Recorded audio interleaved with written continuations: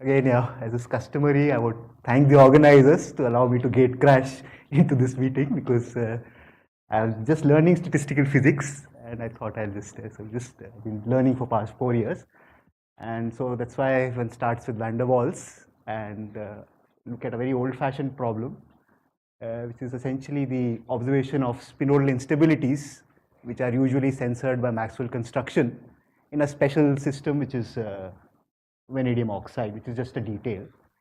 So I'll just say the summary first because then I can. Essentially, as I said, we'll be looking at a spinodal transition. We'll be seeing what is a spinodal. We'll see that vanadium oxide shows a spinodal transition. So this is basically a system which shows first order transition, which is always hysteretic. And the spinodal instability is established experimentally by looking at various, we get clues for the spinodal instability, various clues. So clues being that the dynamic hysteresis has a mean field exponent, then you see some critical like slowing down, and then you see enhanced magnitude of fluctuations, etc. And so basically a first order transition also, if you sort of push it to the limit of metastability, which is the mean field limit, then of course, yeah, it can mimic certain features of critical transitions. And so this part of this work was published last year. So yeah, so this work was done with many master students, and Tapas and Satvik are the two PhD students who've been sort of doing this seriously. And Sanjay Puri has been sort of a mentor and very useful to have around. And Satyabrata also is my colleague, who also helped me quite a bit. Okay, so what got me interested was this, basically you have this system which has a very sharp first order transition and is always hysteretic, and something which is known for a very long time. And it has a complicated phase diagram which we'll not get into, but basically there's a structural transition, and because of that one may expect some long range strain fields. So given this, the fact that you have a sort of a bifurcation, it is long known, meaning Muktish has worked quite a bit on this. Actually it has a long Indian tradition from Rahul, Madan, Deepak, Dhar, many people have worked on this. So essentially, I thought let's look at some dynamic hysteresis.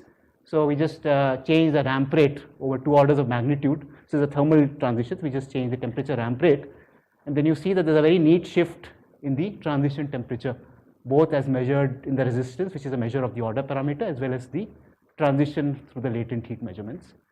And it sort of goes through it. Yeah, you see some kind of scaling. So this is done a little carefully. I can discuss this if. What you see, which is interesting, is that the exponent is 2/3, and which is known to be a mean field exponent. So it suggests that you actually are hitting the spinodal transition, spinodal instability, despite the transition being thermally driven. And so this 2/3 you can very easily verify. So you just take some model which shows a first order transition with temperature, for instance, and you just run the simulation or just a numerical calculation. So you can see that actually, yes, it's well known that this exponent for any mean field transition would be 2/3. So the idea is, okay, so what are these spinodal transitions and why are they interesting? So if you look at first order phase transitions, so there are two ways to look at it. So I mean, there are two things which can happen, which in catastrophe theory are called delay convention and Maxwell construction. This is what we usually do, that we let the free energy be the global maximum.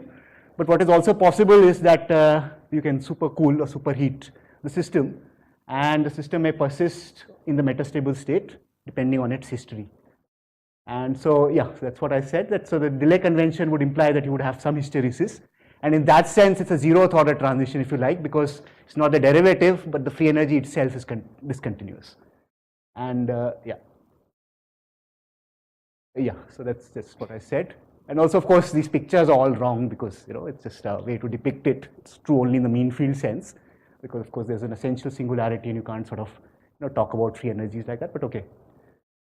So basically, there are two mechanisms for first order transitions. Usually you always have nucleation, but in the extreme case, in the mean field limit, you can have some kind of a rolling down the hill, where of course the dynamics would be critical like, and depending on the symmetry of the order parameter, simplest case would be just your model A kind of dynamics.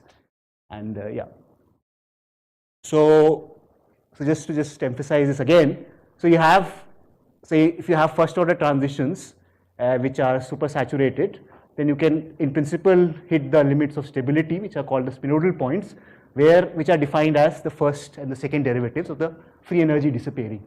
And then you can easily see that in some sense, these are like the critical points because the second derivative is like the inverse of susceptibility, so the time scale would diverge.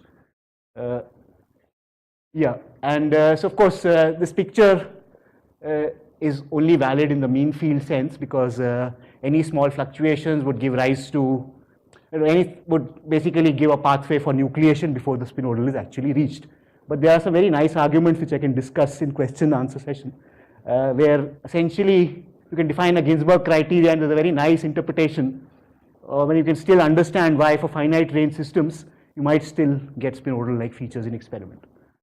Okay, so let's just quickly look at other experiments to sort of establish this kind of spinodal instability.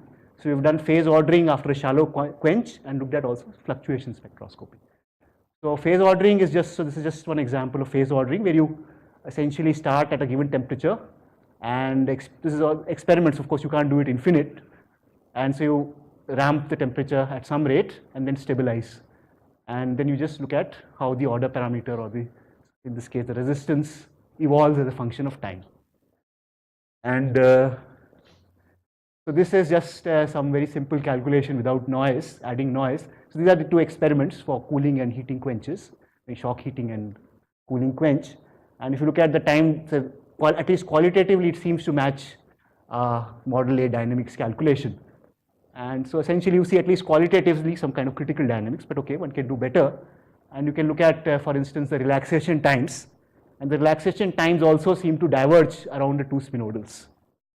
So there's some ambiguity in how you define the relaxation times, but okay. So what is interesting is that, of course, so you can define an exponent in the usual sense, which would be, right, so because the susceptibility has an exponent nu, and so you can define a dynamic exponent z, so relaxation time nu times z. But the interesting thing is that these spinodals actually map to a, if they don't map to the phi-4 theory, but they actually map to the phi-cube theory, which is a different field theory which is related to this Yang-Lee edge universality class, which in principle has very different exponents, and nu z in mean field is known to be half. And what we observe, so these are actually a little difficult to, these are, I wouldn't sort of put too much behind this data, we need to, yeah, because they're a little difficult to estimate, but we see something which is quite off from this. So one question, of course, which has not been answered, because most of these first order transitions are only studied in the sense of varying the field, is to see whether if there's a thermal driven phase transitions would have a different universality class, and if so, what the exponents would be. Okay, yeah. And so this fluctuation spectroscopy is just something, so this should be minus, I'm sorry. It's just that you basically sit at a given temperature and just record the time series over, minutes or 2 hours. So this is, for instance, a time series measured over 2.5 hours or so. And you make sure the temperature is very, very stable. So this is actually limited by the digitization. And you just measure the fluctuation. And then you see that so at the two spinodals, just as you would expect for the critical transitions, the fluctuations in the resistance, which is like the order parameter, seems to diverge. And you also see, for instance, if we just plot the power spectrum, so this curve and this curve correspond to two spinodals, where you see the spectral weight of the fluctuations is shifted to lower frequencies. So this is, of course, a signature of critical slowing down. And so also these fluctuations are very, very, so away from the spinodals, which is 153 and 162 for cooling and heating respectively. You see that the spectrum fluctuation is actually very, very Gaussian, but away from spinodals, actually they're non-Gaussian quite a bit. So yeah, I don't know how to sort of interpret this, so any suggestions would be nice. And yeah, so that's the result. Yeah, that's the summary which I've already shown. Thanks. Yeah, so there is a lot of work. So I think there's this paper by Gunton and Yabalik. So that is there, and then I'll give you some references, but yeah. So if there is no more question, let's thank the speaker again.